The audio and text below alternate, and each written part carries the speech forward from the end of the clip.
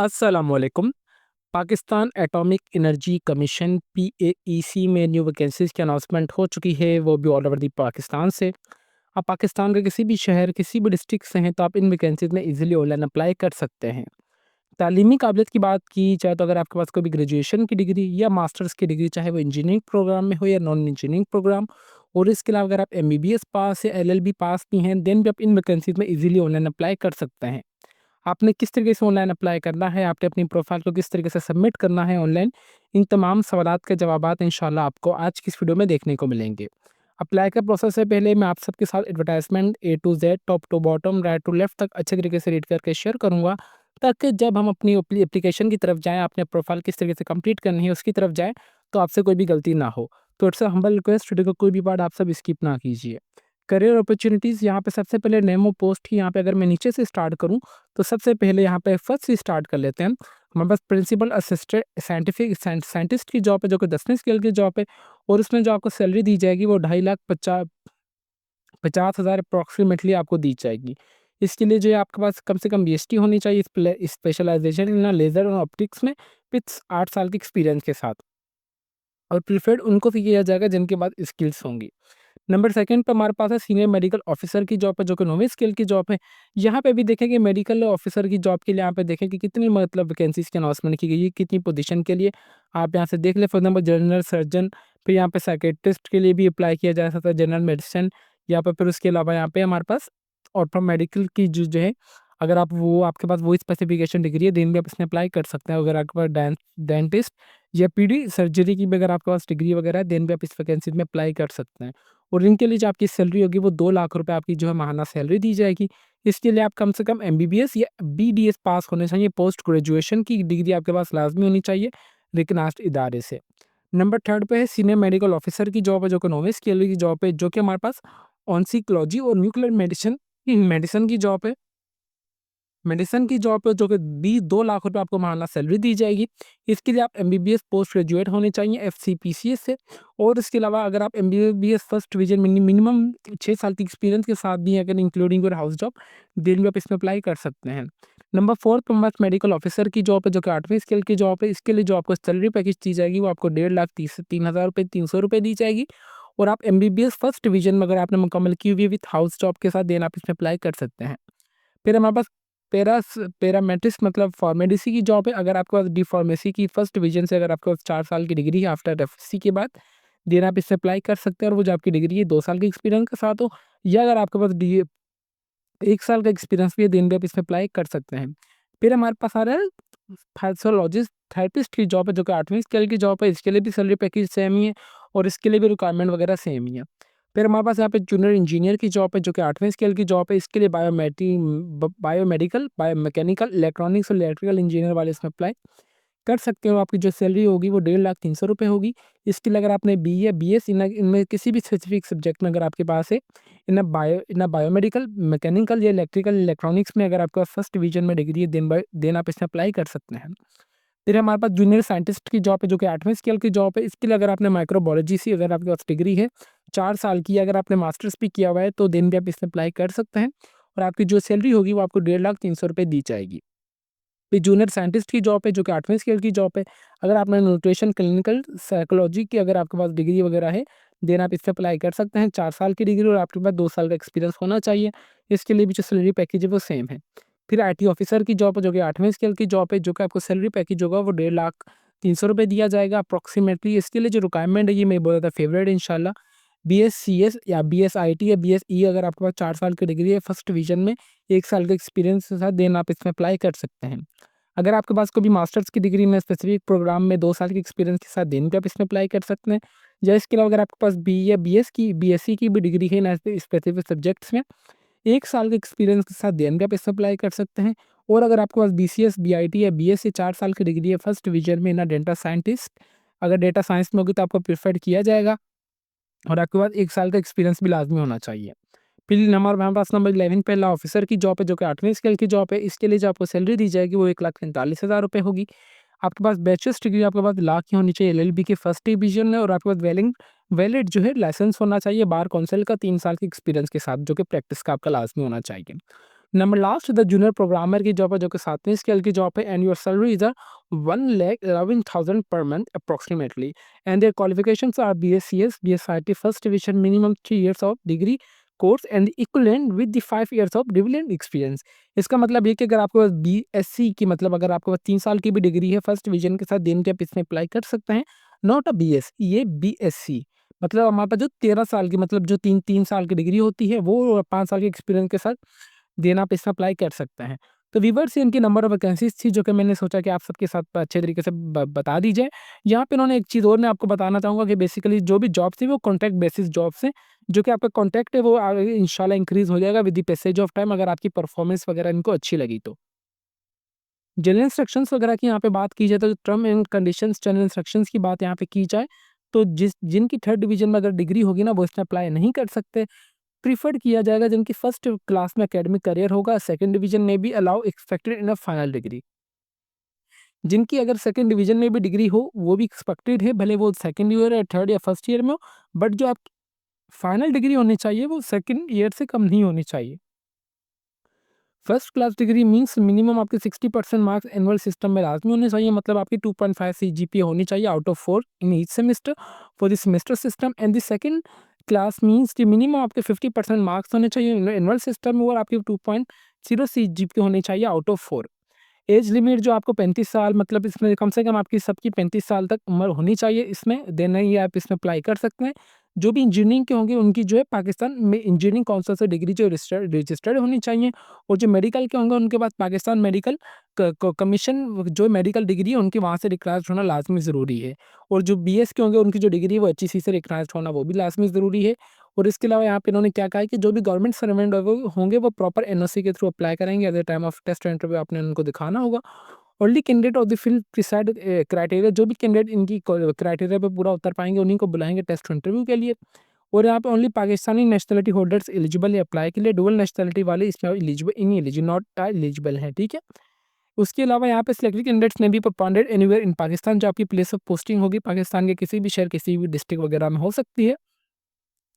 इसके लिए सिर्फ आपने यहाँ पे देखेंगे आपने सिर्फ इनके लिए ऑनलाइन अप्लाई करना, ये नहीं कि आपने कोई भी एप्लीकेशन फॉर्म डाउनलोड करके मुंह उठा के पुरानी किसी की अगर आपने वीडियोस वगैरह देख ली तो बराए मेहरबानी सबसे पहले आप मेरा असूल यही है कि मैं आप सबको एडवर्टाइजमेंट जो है वो अच्छे तरीके से रीड करके बताऊँ, ताकि जब इसका जो भी अप्लाई का प्रोसेस होगा एडवर्टाइजमेंट में मेंशन होगा हमने उसी चीज़ को फॉलो करना है, ठीक है। आपने अपनी तरफ से कोई भी चीज़ नहीं करनी।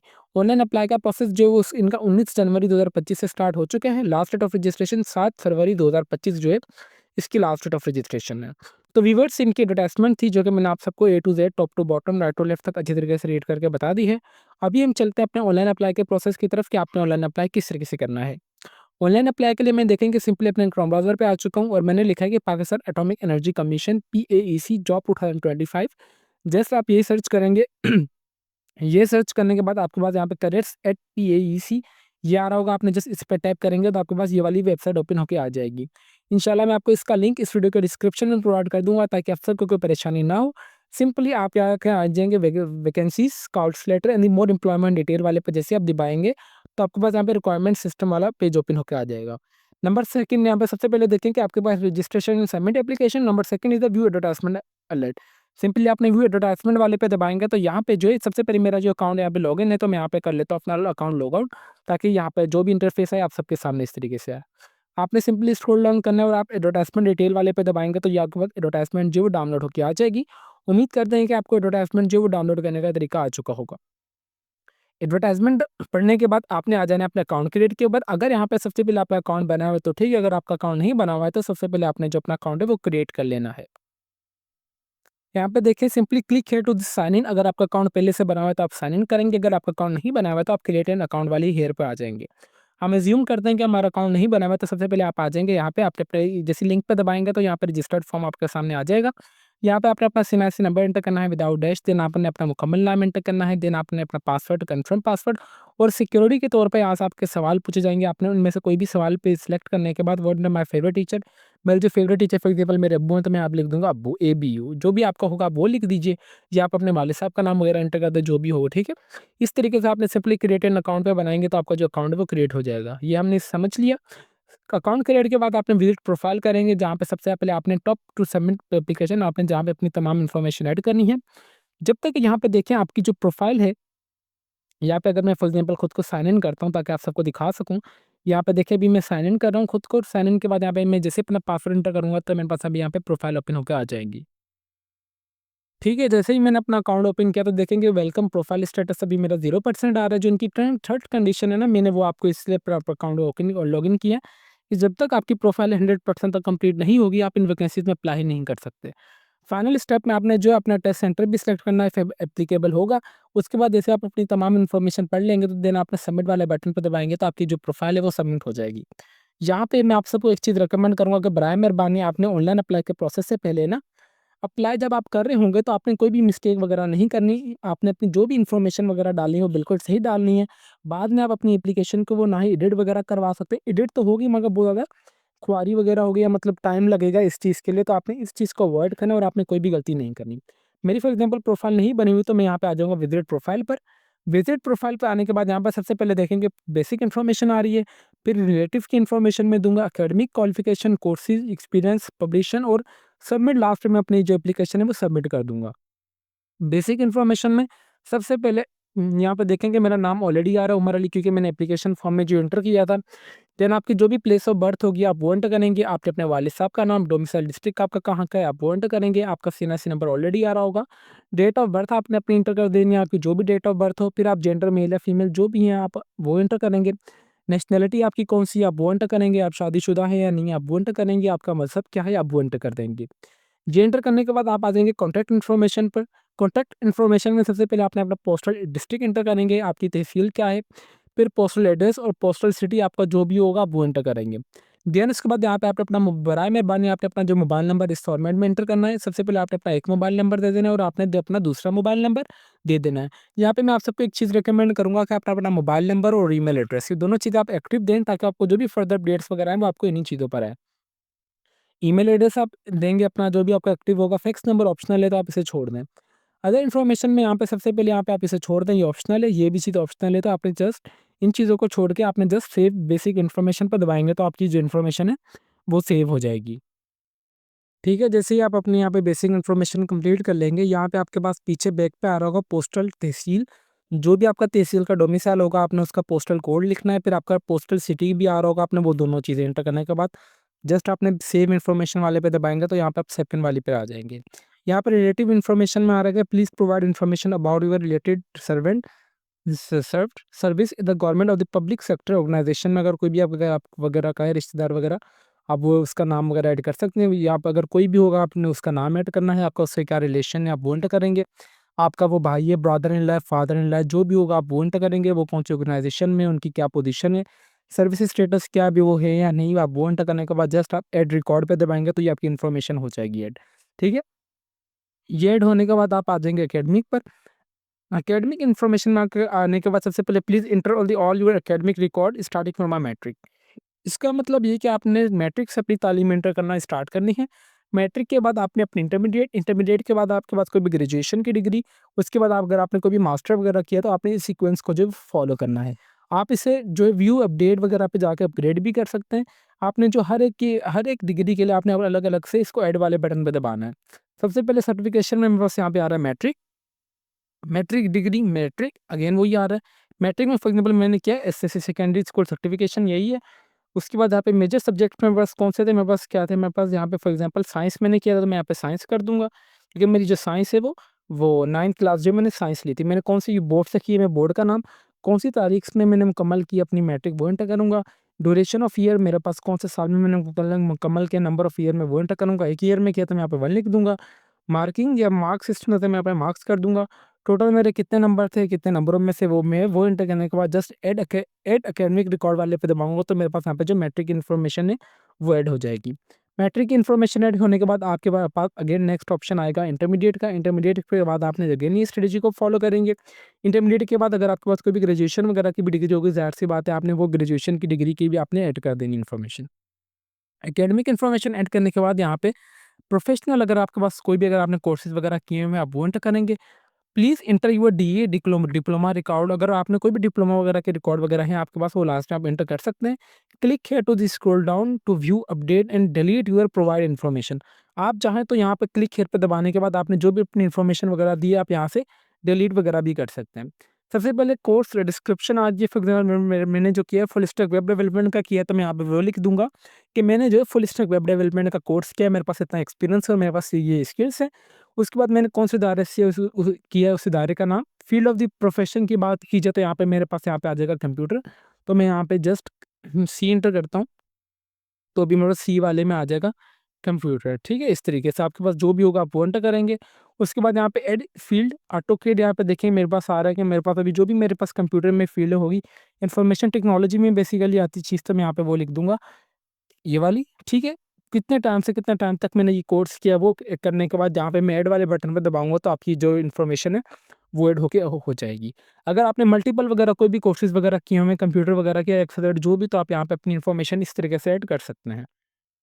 ये ऐड करने के बाद आप आ जाएंगे एक्सपीरियंस पे।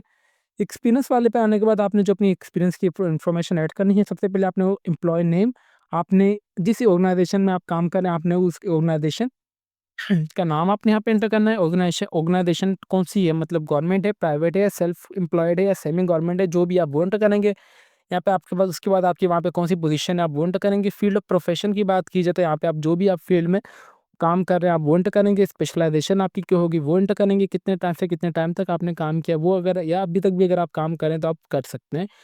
ठीक है, अगर आपने वो ऑर्गेनाइजेशन छोड़ दी तो आप रीज़न भी लिखेंगे, आपकी वहाँ पे कौन-कौन सी रिस्पॉन्सिबिलिटीज़ वगैरह हैं, ये आप परफ़ॉर्म कर रहे थे, आप वो यहाँ पे लिखेंगे। फॉर एग्ज़ाम्पल मेरी जो है एक सॉफ्टवेयर हाउस में जॉब चल रही है, तो मैं यहाँ पे लिखूँगा कि मैं I am currently working on a software house as a full stack web developer, जहाँ पे मैं अपनी मल्टीपल स्किल्स पे काम करता हूँ, like a front end which I cover HTML5, CSS3 and JavaScript for a front end. If I am working on a backend then I will be use a Python and Node JS for backend. इस type की जो है मैं अपनी job responsibilities वगैरह इस तरीके से ऐड कर दूँगा। ठीक है? तो ये जस्ट डेमो के तौर पर मैंने आप सबको एक थोड़ी-सी हिंट दी है, आप इस तरीके से अपनी रिस्पॉन्सिबिलिटीज़ वगैरह ऐड कर सकते हैं। ये करने के बाद आप जस्ट ऐड एक्सपीरियंस रिकॉर्ड वाले पे दबाएँगे तो ये जो आपकी ये वाली ये पोर्शन है वो हो जाएगा। देन इसके बाद आप आ जाएँगे पब्लिशन पर। पब्लिशन अगर आपने कोई भी किया हुआ है तो ठीक है, अगर आपने नहीं किया हुआ है ज़ाहिर सी बात है तो आप इस चीज़ को छोड़ भी सकते हैं। देन इसके बाद लास्ट पे आ जाएँगे सबमिट एप्लीकेशन पर। सबमिट एप्लीकेशन पे दबाने के से पहले आपने अपनी प्रोफाइल को जो वो रिव्यू कर लेना है कि आपने जो भी अपनी इन्फॉर्मेशन वगैरह पीछे दी है आपने सही दी है या नहीं। एक मतलब जब आपकी एप्लीकेशन सबमिट हो जाएगी देन बहुत मुश्किल ही होता है कि आपकी जो एप्लीकेशन है वो एडिट वगैरह की जाए, इदारा अपनी तरफ से एडिट करे। ठीक है? तो बराए मेहरबानी आपने सबमिट करने से पहले आपने अपनी एप्लीकेशन को लाज़मी देख लेना है। यहाँ पे आपने सिंपली अभी जिस जॉब के लिए आप अप्लाई करना चाह रहे हैं, यहाँ पे तमाम वही जॉब्स आ जाएँगी जो कि मैंने आप सबको भी एडवर्टाइज़मेंट में रीड करके बताई है। जस्ट आपने उसके सामने वाले बटन पे दबाना है अप्लाई नाउ वाले पे और आपकी जो एप्लीकेशन है वो सबमिट हो जाएगी। फॉर एग्ज़ाम्पल मैं अप्लाई करना चाह रहा हूँ यहाँ पर आईटी के लिए, मैं देख लेता हूँ, ठीक है? सीनियर मेडिकल की आ रही है ये तब, और उसके बाद अभी यहाँ पे नीचे हमारे पास आईटी आ जाएगी। ये हमारे पास यहाँ पे अभी आ जाएगी सीनियर मेडिकल ऑफ़िसर। यहाँ पे देखें सीनियर मेडिकल ऑफ़िसर एमबीबीएस। यहाँ पे हमारे पास हम इसे करते हैं, ये आ चुका है नीचे, ये रहा। जूनियर माइक्रोबायोलॉजी, यहाँ पे भी मेरे पास अभी ये रहा, ठीक है? यहाँ पे देखें, यहाँ पे हर एक चीज़ वही एलिजिबिलिटी क्राइटेरिया यहाँ भी डिफ़ाइन किया गया है। एडवर्टाइजमेंट ब्लर होगी ना, देखें कि आप होपफुली जो एडवर्टाइजमेंट जो इन्होंने प्रोवाइड की गई थी वो ज़ाहिर-सी बात है मुझे भी पढ़ने में मुश्किलात हो रही थी और मैं बहुत ज़्यादा फ़ोकस करके आप सबको अच्छे तरीके से रीड करके बता रहा था। बट अगर आपसे एडवर्टाइजमेंट में अच्छे तरीके से रीड नहीं हो रहा तो जस्ट आपने इस पे आ जाना है, अपनी जो एप्लीकेशन है वो अपनी जो प्रोफ़ाइल है वो अपडेट करते जा रहा हूँ। लास्ट में जो आपके पास ये तमाम एडवर्टाइजमेंट वाली चीज़ें आ जाएँगी, यहाँ से आपने देख लेना अच्छे तरीके से कि आपने कौन-सी जॉब के लिए अप्लाई करना है और आपने स्पेसिफ़िकेशन कौन-कौन सी होनी चाहिए किस जॉब के लिए। अगर आपकी एडवर्टाइजमेंट ब्लर हो, अगर आपकी एडवर्टाइजमेंट ब्लर नहीं है तो ज़ाहिर-सी बात है आप वहीं से अच्छे तरीके से रीड कर सकते हैं। अदरवाइज़ आपके पास ये भी ऑप्शन है, मैंने आप सबको बता दिया है। देखें कि मैंने वीडियो का कोई भी पार्ट स्किप नहीं किया और ना ही मैंने ऊपर वाला इनका कोई भी पार्ट भी स्किप किया है कि ताकि आप सबको कोई परेशानी ना हो। ए टू ज़ेड मैं आप सबको इन्फॉर्मेशन दे रहा हूँ। इवन के यहाँ पे जो एडवर्टाइजमेंट में चीज़ें इन्होंने बताई गई थी अगेन मैं यहाँ पे वो आप सबके लिए रिपीट भी कर रहा हूँ ताकि मेरे जो चाहने वाले हैं उनको कोई भी किस्म की मुश्किलात पेश ना हो। ठीक है? यहाँ पे सिंपली मैं इस जॉब पे अप्लाई करना चाह रहा हूँ तो अप्लाई नाउ वाले बटन पे दबाऊँगा। तो मेरे पास यहाँ पे देखें कि your academic qualification is not completed. जब तक मेरी यहाँ पे जो प्रोफाइल है 100% तक कंप्लीट नहीं होगी ना, मैं इन जॉब्स के लिए अप्लाई ही नहीं कर सकता। तो बराए मेहरबानी आपकी जो प्रोफाइल है आपने अपनी 100% कंप्लीट करनी है। देन आपने जैसे अपनी प्रोफाइल वाले जैसे आपकी तमाम पोर्शन जो कंप्लीट हो जाएंगे, देन आप अप्लाई वाले बटन पर दबाएंगे तो आपका ऑटोमेटिकली अप्लाई हो जाएगा उन वैकेंसीज़ के लिए। बस ये सिंपल सा स्टेप था। आपने कोई भी चालान वगैरह किसी भी बैंक वगैरह में जाके पे नहीं करना। लास्ट में ऑप्शन में आपके पास तमाम ये जॉब्स आ जाएँगी, देन आपसे पूछा जाएगा कि आप कौन-सी जॉब के लिए अप्लाई करना चाह रहे हैं। आप उस जॉब के लिए अप्लाई नाउ वाले बटन पे दबा देंगे तो आपकी जो एप्लीकेशन फॉर्म है, उस जॉब के लिए ईज़िली सबमिट हो जाएगा। उम्मीद करते हैं कि आप सबको कंप्लीट अप्लाई का प्रोसेस समझ आ चुका होगा। इसके अलावा अगर आपकी कोई भी क्वेरी वगैरह हो तो आप चाहे तो हमारा जो फेसबुक पेज जो कि let's learn with Umar Ali के नाम से है, जहाँ पे आप पोस्ट, कमेंट और मैसेज के थ्रू भी मुझसे पूछ सकते हैं। मैं आपके तमाम सवालात के जवाबात देता रहूँगा with the passage of time. तो अभी तक भी अगर आप हमारे चैनल पर नए हैं तो चैनल को लाजमी सब्सक्राइब कर लीजिए और बेल आइकन को दबा दें। और इसके अलावा यहाँ पे एक मैं छोटी सी अनाउंसमेंट भी करना चाहूँगा कि नेफ्टक की जानिब से पाकिस्तान में अगर आप किसी भी क्वालिफिकेशन की, अगर आपके पास कोई भी बैचलर्स की डिग्री है, मास्टर्स से, अगर आप मैट्रिक इंटरमीडिएट पास भी हैं, देन भी आप नेफ्टेक के कोर्सेज में इजीली एनरोलमेंट हासिल कर सकते हैं, जिसकी लास्ट डेट ऑफ रजिस्ट्रेशन 3 फरवरी है और आज हमारे पास बेसिकली 1 फरवरी है।